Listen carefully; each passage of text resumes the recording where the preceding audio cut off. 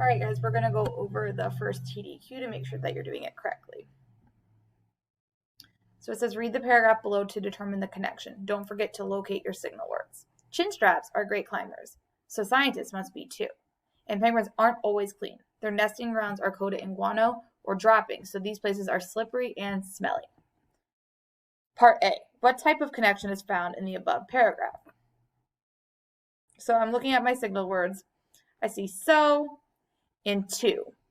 I remember those being signal words, so I need to go up to my chart and determine what type of connection.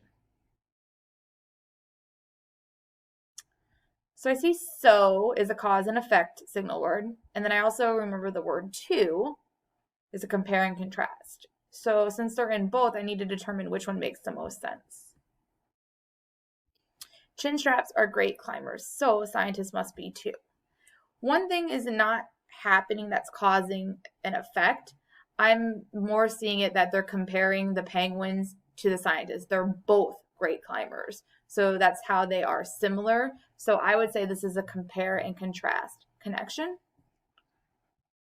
And then part B, what evidence supports your answer? So what sentence from that paragraph is showing the compare and contrast connection? Is it chin straps are great climbers, so scientists must be too, and penguins aren't always clean, or their nesting grounds are coated in guano?